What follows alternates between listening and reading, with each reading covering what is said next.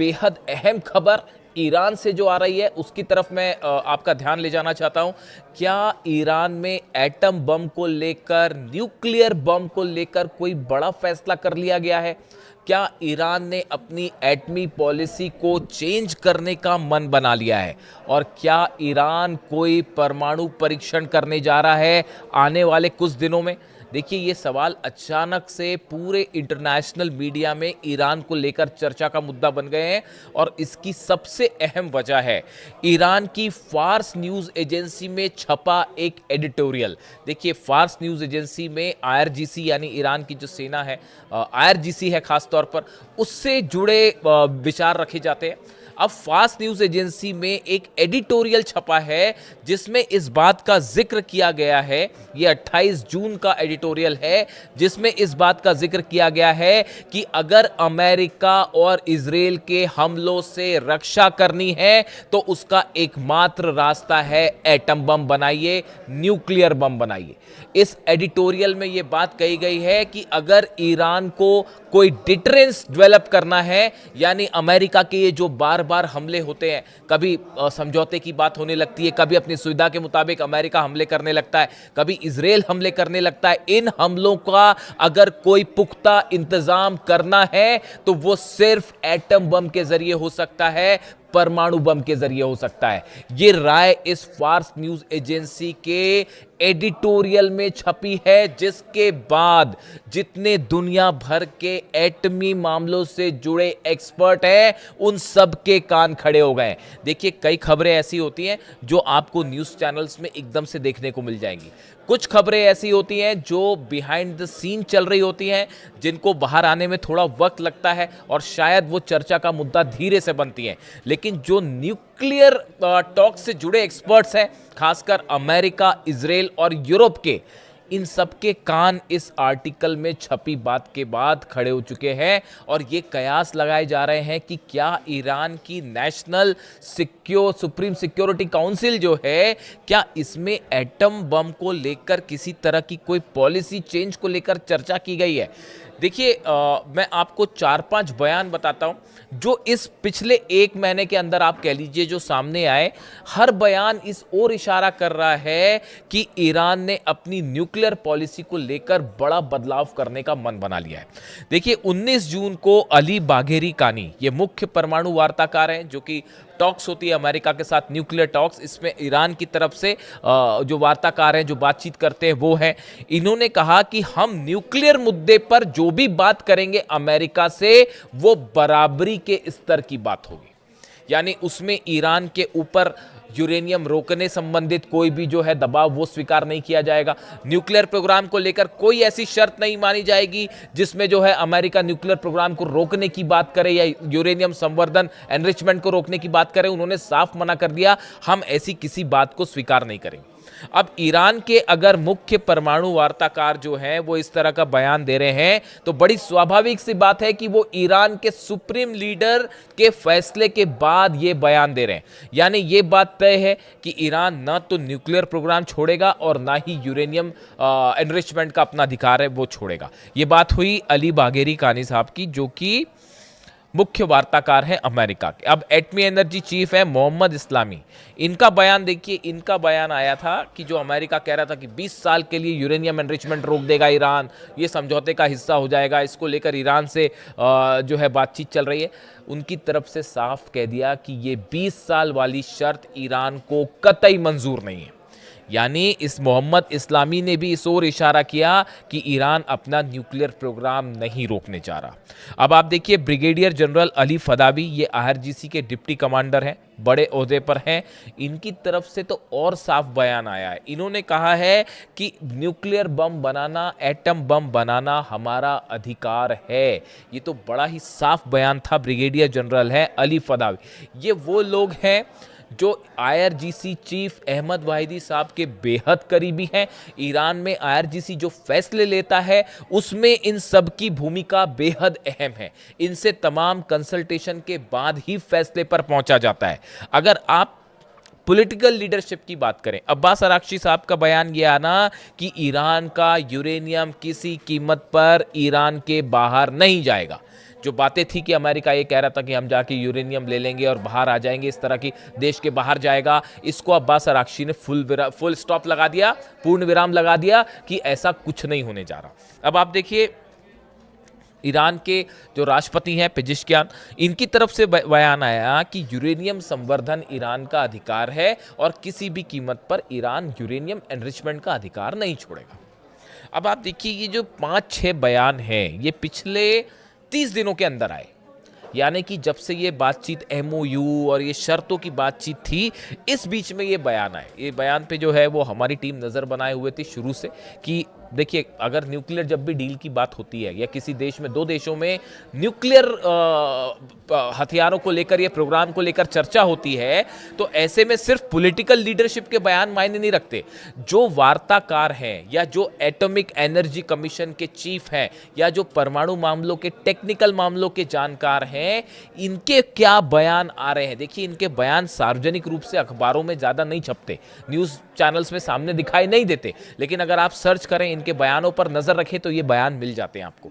तो जो technical team होती है, इनके बयान ये बताते हैं कि उस देश का फ्रेम ऑफ माइंड क्या है, वो देश क्या सोचता है अपने परमाणु हथियारों को लेकर या एटमी पॉलिसी को लेकर।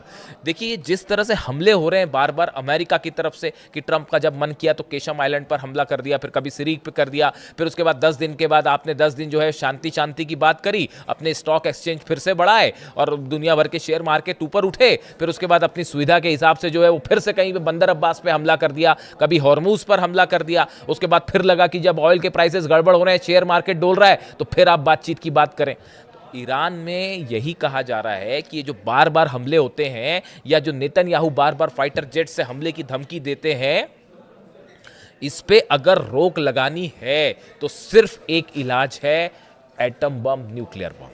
अब देखिए कई सारी चीज़ें ऐसी हैं जो हालात को तेज़ी से बदल रही हैं।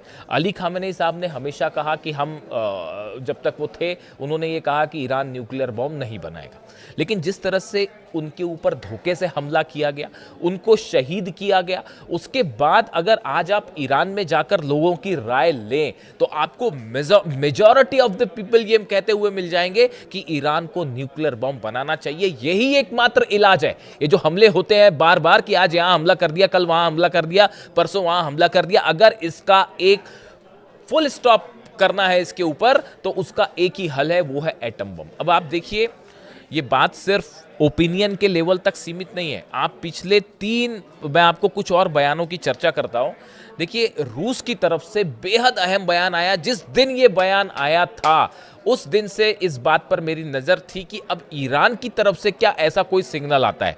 देखिए क्रेमलिन मतलब रूस के प्रवक्ता हैं दिमित्री पेस्कोव, इन्होंने 24 जून को, जो हाल ही में गई तारीख 24 जून को कहा कि इस समय परमाणु हथियार ही एकमात्र ऐसा जरिया है जो दुनिया को तीसरे विश्व युद्ध जैसे बड़े खतरे से बचा सकते हैं। उन्होंने ये कहा, ये रूस कह रहा है, और रूस कब कह रहा है? जब हमले हो रहे हैं यूक्रेन के। 100 से ज्यादा ऑयल रिफाइनरी पर हमले हुए हैं रूस के पिछले 10 दिनों के अंदर। 100 से ज्यादा ऑयल रिफाइनरीज पर हमले हुए। यूक्रेन ने हमले यूक्रेन ने नहीं करवाए, अमेरिका ने करवाए, यूरोप ने करवाए। आपको इतना तो समझ ही जाते होंगे, समझ ही जाइए इस बात को। ये हमले यूक्रेन की हैसियत नहीं है रूस से लड़ाई करने की, ये पीछे से यूरोप हथियार दे रहा है। डोनाल्ड ट्रंप और अमेरिका की तरफ से तमाम दुनिया के एक्सपर्ट ये बात कह रहे हैं कि ये हथियार सब कुछ सप्लाई किए जा रहे हैं यूरोप और अमेरिका की तरफ से। प्लान है रूस के ऑयल को, सप्लाई को पूरी तरह से बाधित करना, रूस को घुटने पर लाना, यह प्लान है। ये जो हमले रोके गए, ये जो फिर से जंग वाले हालात हो गए थे हॉर्मुज में, ईरान आमने सामने, और ईरान ने 12 से 20 घंटे के अंदर अमेरिका के बेसिस पर जो हमले किए हैं, उसके बाद जो करारा जो है जवाब दिया एक बार फिर डिफेंसिव मोड में डोनाल्ड ट्रंप। लेकिन देखिए बड़े हमले की तैयारी थी, बड़े पलटवार की तैयारी थी, लेकिन डोनाल्ड ट्रंप अभी ये नहीं चाहते कि हॉर्मुज से जो तेल निकल रहा है वो रुक जाए। अगर रूस का तेल भी रुक गया और हॉर्मुज को ईरान ने पूरी तरह से ब्लॉक कर दिया, हाहाकार मच जाएगा पूरी दुनिया में। तो अभी रूस पे कंट्रोल करना है तो हॉर्मुज खुला रखना जरूरी है, इसलिए वो दोहा में बातचीत हो रही है कतर में। उसका क्या नतीजा आएगा वो आप भी जानते हैं और हम भी जानते हैं।